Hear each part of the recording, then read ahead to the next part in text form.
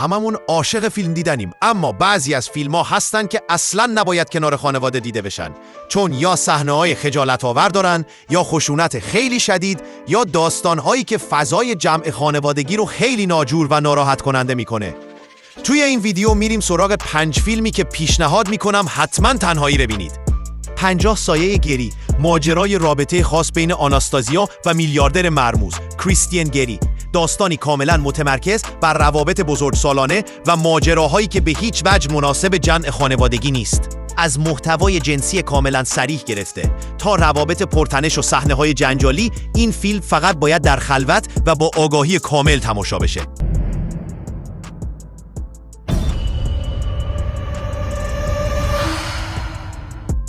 گرگ وال استریت فیلم بر اساس زندگی واقعی جردن بلفورد ساخته شده. یه دلال بورس که با فساد مالی، مواد مخدر، روابط نامشروع و مهمونی‌های شبانه زندگی میکنه. در کنار صحنه‌های بزرگسالانه فراوان، دیالوگ‌های بسیار رکیک و رفتارهای اغراق‌آمیزش به هیچ وجه برای تماشای خانوادگی مناسب نیست.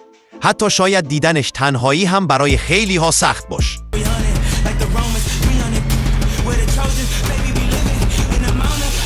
سالبورن داستان درباره یه دانشجوی تنها به اسم آلیور که وارد دنیای لوکس و اشرافی یه خانواده فوق‌العاده ثروتمند میشه. اما خیلی زود متوجه میشیم پشت این ظاهر زیبا انحرافات اخلاقی، بازی‌های روانی خطرناک و روابط کاملا پیچیده پنهان شده. این فیلم پر از صحنه‌های بزرگسالانه، روابط نامتعارف و شوک‌های روانی غیر قابل پیش‌بینیه که باعث میشه تماشای اون کنار خانواده اصلاً توصیه نشه.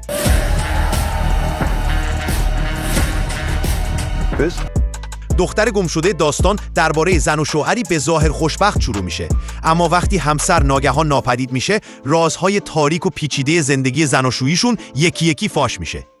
فیلم پر از خیانت، دروغ، خشونت روانی و صحنه‌های بزرگسالانه است که فضای خانوادگی رو کاملا متشنج میکنه.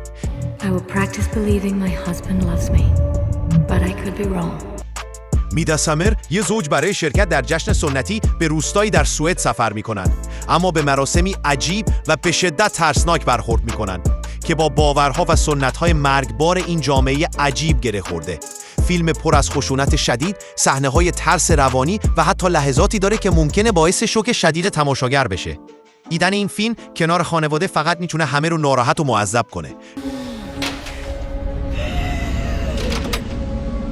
اگه از این مدل ویدیوها خوشت اومد، حتما کانال رو سابسکرایب کن و توی کامنت ها بنویس دوست داری سراغ کدوم فیلمای دیگه بریم.